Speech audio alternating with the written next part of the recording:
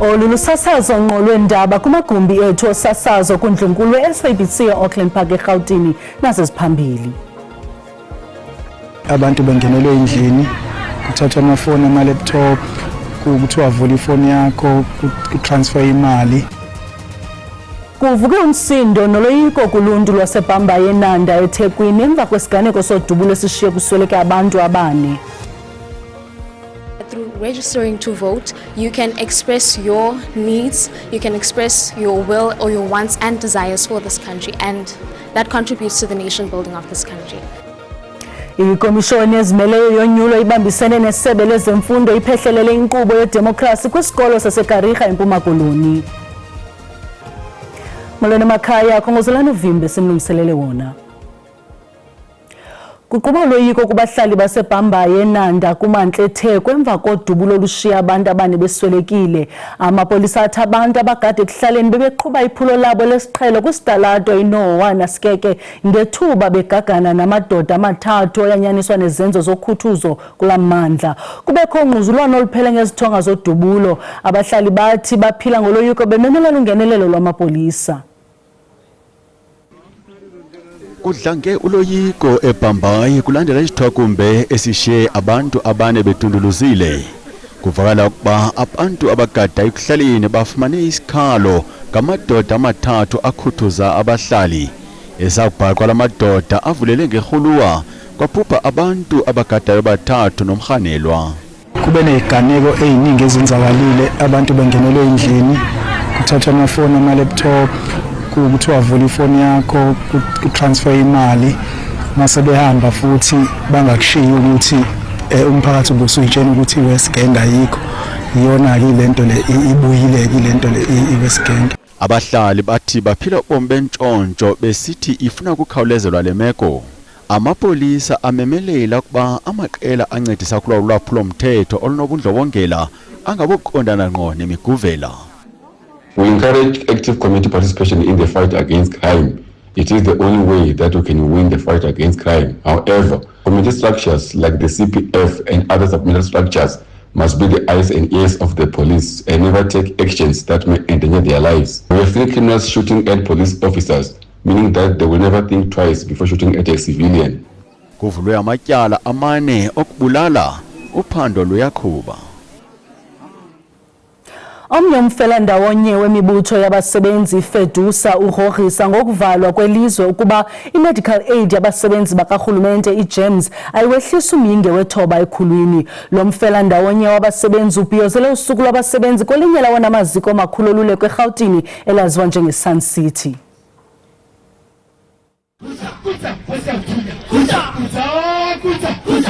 We have already indicated to them that if they don't come back with a reasonable decrease of that 9.5%, we will pursue other means that would assist us to remedy the situation.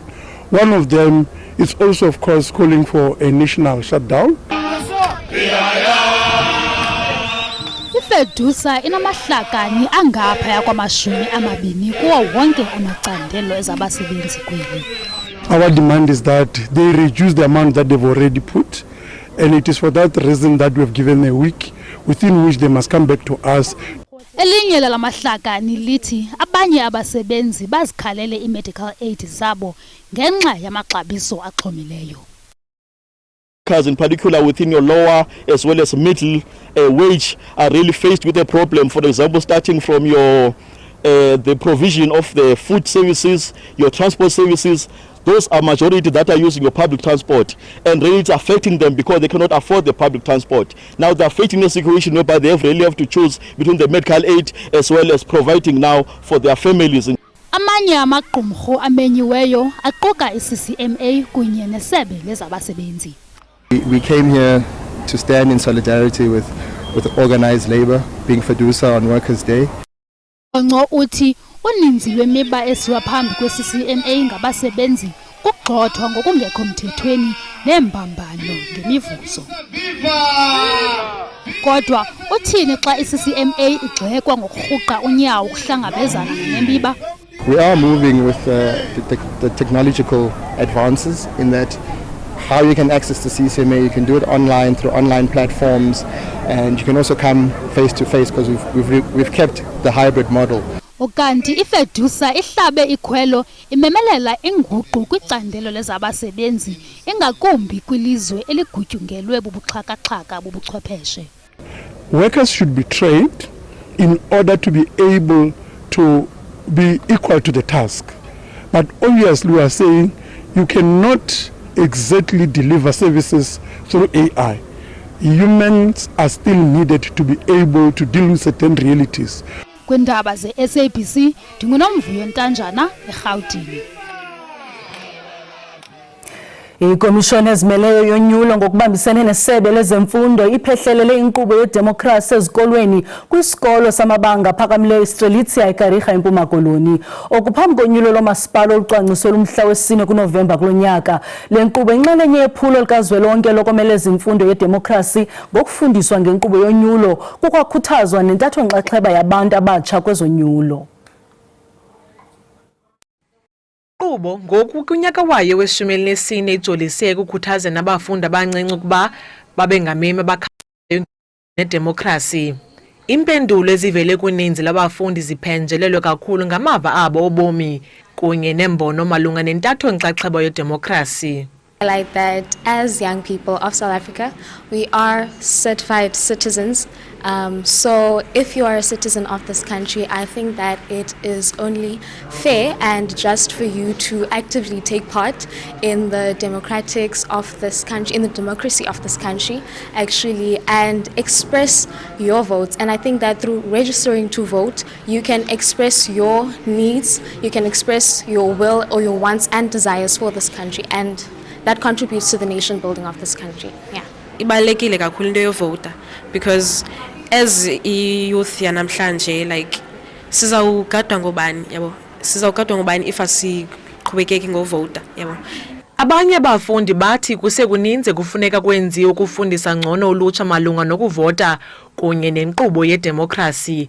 Bathi nangona ulwazi lukhona kusekho umsantse kuqondeni kuba kufuneka kuthathwe njani inxaxheba kunyulo. I don't think so because mostly they only get information from their parents and what the school says. And advertisements like on TV, on their phones, on boards while you're driving, it's only that little bit of information that you get. Kulo nyulo luka 2024, iphondo leMpuma Koloni belino 52.7% wabantu abavotileyo, likwindawo yesithathu kumaphondo abenamanani asezantsi kweli lizwe. Ngelixa uninzi lwabemi boMzantsi Afrika ngabantu abatsha lisezantsi inani labo elivotayo, nangona kunjalo likhona ithemba lokutshintsha. Namhlanje kwesi sikolo sikuso sifumanisa uba abafundi bayasithakazelela, they are receptive, they participate kumandi, bayayiva lento siza nayo. Umongameli uCyril Ramaphosa ubhengeze ukuba unyulo lorhulumente bamakhaya luza kubanjwa ngomhla wesine kuNovemba kwiindaba ze-SABC. Ndunguntombozuko Bhalintulo eKarigha. Usapho lwentombazane engevayo ngendlebe eneminyaka 15 etyholwa ukuba yadlwengulwa ngunogada kwisikolo eKuruleni kunyaka ophelileyo lufuna ubulungisa.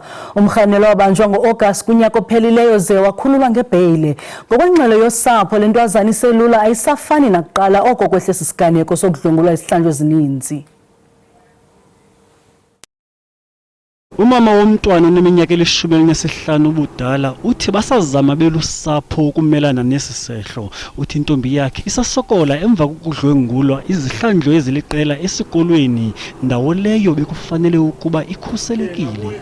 Yena wakhawazama akafani. Lwam lusentlungwini lubonakala nasebusweni xa umncokolisa ukhawuleza benomsindo okona kubhlungu umenzi wobubi umdala nalapha kum nina wosana. Indlulana mina mala yena. Twazana wongeza ngelithi ufuna okutyholwa ngokudlwengula ajongane nengalo yomthetho, ukholelwa kolokuba inkqubo yobulungisa iyamalela koku. Ndifuna dilikelwe itrongo inkohlakalo ayenze kusana lwam. Abo bamthethelelayo bayazikhohlisa, uyayazi into ayenzileyo. Ezisebenzisana nabantwana zilumkisa ngelithi amatyala athatha ixesha elide ukuqosheliswa akhokelela ekuxhatshazweni okwesibini kwamaxhoba ingakumbi abantwana abakhubazekileyo. And there's a lot of emotional harm because each postponement forces the child and family to relive that anxiety, the trauma, the depression, the withdrawal, and loss of trust in the systems. Isebe lezemfundo eGauteng lingqinile ukuba umtyholwa unqunyanyisiwe emva kwesi sehlo. Amapolisa athi uvelile enkundleni ngenyanga kaMarch kwaye kulindeleke ukuba abuyele enkundleni kwinyanga ezayo.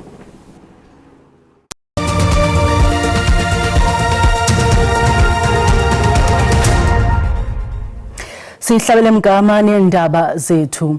Idolophu yengingqi yeLittle Karoo iCalitzdorp eyaziwa ngokuba nomtsalane wezobugcisa nomdili ofaxangiweyo isindle kumnyhadala wokuqala wezobugcisa iCalitzdorp Art Festival. Abaququzeleli bathi lenkxikela ingokubhiyozela ubuchule basekuhlaleni. Le dolophu likhaya kuninzi lwamagcisa asekuhlaleni nakazwelonke kwaye intshisakalo ifumana kubuhle bale ndawo nabantu bayo. Idolophu yaseCalitzdorp ingqinqe phantsi kweentaba zeSwartberg kwaye yenye yeedolophu ezifumaneka kwindlela enomtsalane o-R62. Lo mnyhadala usingathwe kwiindawo eziliqela apha, ubuninzi bazo zisabalele kumaxethuka aseGroenfontein. I think it's brilliant to open opportunities up to people who may not necessarily have explored a craft or an artistic exploration, that they get a chance to come to meet different artists, to view galleries. Nangona abavelisi bobugcisa bengavani nesithatha, kodwa bazivulile ingcango kwabo banomdla wokubona imisebenzi yabo. Well, my background is in the film industry, so I'm fortunate enough to have worked with many different materials. So you'll see my art covers anything from woodwork to bronze work to plaster of Paris to resins, just about anything. There's so many talented, incredibly talented creative people in the Dorp that they needed a platform and a place to be shown. It sort of does something to the psyche. You just get transported into something else, and I think it's an ancient land. People have lived here for centuries, and perhaps some of that mystery rubs off. Lo mnyhadala uza kuphela ngecawe kwiindaba ze-SABC. NdinguSiphiwe Kubasi eCalitzdorp kwinqila yeKaroo.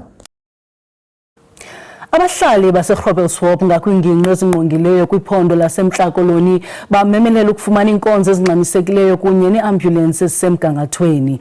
Abanye abahlali bathi baphulukene namalungu entsapho ngenxa yeambulences ezithatha ixesha elide ukufika. Oku kwenzeka nangona urhulumente wephondo eqhube iphulo kulo nyaka uphelileyo lokuphucula inkonzo ezingxamisekileyo wongeza iambulences ezingama-27 ukuqinisekisa ukuba uluntu lufumana uncedo ngokukhawuleza. Umhlali waseGroblershoop uMichelle Nicholson waphulukana nosana lwakhe kwiiveki ezimbini ezigqithileyo. Oku kuza emva kokuba iambulance iye yaphanza ukufika ngexesha ngethuba ebeleka. Ithe ifika iambulance wabe uNicholson eleqiswa esibhedlele ngesithuthi sabucala esingise eUppington nekumgama ongange-120 kilometers ukusuka kwikhaya lakhe. Usana lwakhe luye lwasweleka lusanda kuzalwa. Uthi safowunela iambulance ngentsimbi yesine emini de kwangorhatya sade sayincama iambulance safumana esinye isithuthi.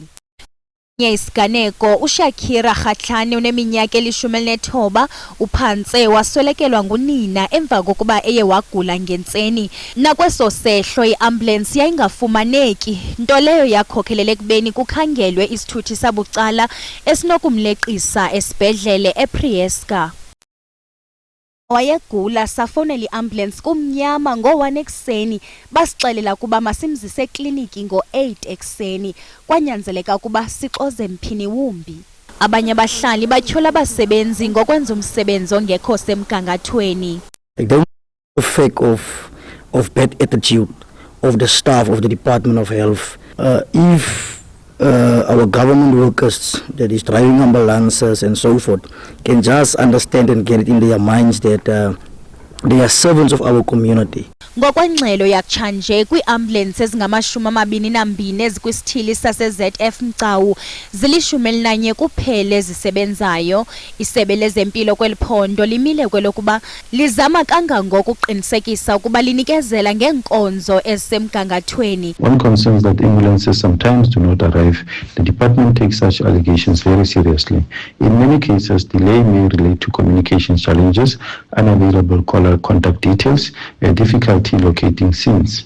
Every legitimate caller is treated with seriousness. Isebe lithi linoxinzelelo nanjengoko baye babe liqela abantu abadinga uncedo lweenkonzo ezingxamisekileyo zezempilo.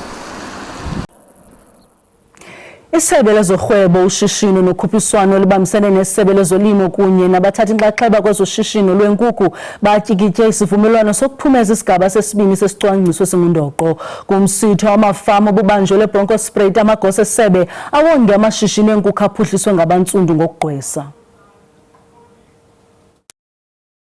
Mente uqinise injongo yakhe yokuqinisekisa ukuba amafama asekhaya naselethe ndlundlu kunye namafama asakhasayo nasemaphandleni ayavelisa kwaye abonele ilizwe ngeenkukhu ngelixa ekwanciphisa ukuthenga kwempahla evela kumazwe angaphandle. Usekela umphathisa wesebe lezorhwebo, ushishino nokhuphiswano, i-Department of Trade, Industry and Competition ngamaRhanuka, uZuko Godlimpi uthi okuphunyeziweyo ngabavelisi borhwebo kubonisa inkqubela eqhubekayo yokuguqula ishishini leenkukhu eMzantsi Afrika ngokufezekisa kwesicwangciso esingundoqo seenkukhu. Between 2019 and 2026, we've actually done pretty well in stabilizing the South African poultry industry. We have reduced the number of imports of chicken coming from outside South Africa. We've grown South African chicken exports by 9%. Ingxwaba nokujongana ngezikhondo zamehlo kumbindi impuma nekhokelele kuphazamiso lonikezelo lweoil kunye nokunyuka amaxabiso epetrol kube nefuthe elibi kumafama. Farming at this time is very tough. You know, diesel prices are high, international prices are low, but a session like today is amazing because we can see a solution. Uyabafuya inkukhu kunqanaba elincinane baye bachaza ixabiso eliphezulu lokusebenza njengomcelimngeni omkhulu. In the farmers again, we don't have electricity. Even if we ask Eskom, it's difficult for us again because we are small businesses. Isigaba sesibini sokuphunyezwa kwesicwangciso esiphambili seenkukhu siza kugxila ekuqhubeni ukukhula koshishino ngokuthumela inyama ephekiweyo kumazwe angaphandle kunye nokuququzelela ukufikelela kwimalike kumazwe angaphandle phakathi kwezinye izinto ezinkqenkqeza phambili. Amapolisa asemntla-ntshona atha phantsi phezulu nokuhlangula abahlali abasuswe ezindaweni zabo emva kwezikhukhula ezithwaxa imimandla ethile yeliphondo emva kwemvula ezimandla ezine kule mpelaveki. Isithili Dr. Ruth Sikgomotsi Mumphathi sesona sithwaxwe ngokumandla nekukhokelele kuvalweni kweendlela kwiingingqi eziliqela. Iilali zasemntla-ntshona eziquka iTamasikwa neTakaneng zishiyeke zithe nkamalala emva kokuba iibhlorho zazo zigutyungelwe zizikhukhula ezimandla. Ke kambe abasemagunyeni bakwavakalise inkxalabo ngedama iTaung nelinezantyalantyala eziya kumaziko nezakhiwo zophuhliso nokuchaphazela iingingqi ezingqonge elidama. Kananjalo isithethi sezesipolisa uKeneli Adel Mayberg ubongoze abaqhubi ukuba basebenzisane namagosa anyanzelisa umthetho ekwalumkisa ngomngcipheko nobungozi kwizithuthi eziqhuba ezindleleni eziphuphuma amanzi. Morning at 3 o'clock, our police rescue, its K9 rescue unit, as well as divers, have been really very busy. Specifically in the Dr. Ruth Sikgomotsi Mumphathi district, the area towards Taung and also Khomotso, we've really had a quite extensive amount of rescues. As we are speaking now, currently, there's two rescues taking place as we speak, both of them in Khomotso. In the one case, a bridge collapsed on two, the middle part is fine, but the outside part of the bridge collapsed, and there's a vehicle stuck on top with two people inside, and also a bit further on there's 3 vehicles. We are currently trying to determine if indeed there's people inside with the assistance of drones to see if there's people inside those cars, but excessively dangerous. Driving with a normal vehicle, it's really something that I would not at all tell people to do, because the vehicle's actually flowing inside the vehicles. Even one of our Toyota Cruisers, which is a high vehicle, the water's coming inside. Our police vehicles are getting damaged whilst we are busy trying to rescue people. Ukanti ke olunye uhlangulo olubenze manqada sisikhoji sehashe esiye saqobuda siwela ibhlorho ze abantu ababini bebekuso basinda ngokuba omnye adante logama omnye ebambelele emthini.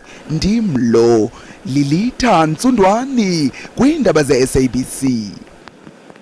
Sibulele mawethu ngokusibeleka indlebe simkhumbuze zangomso zizanoxa bethu ngesizulu kamnandi mawethu.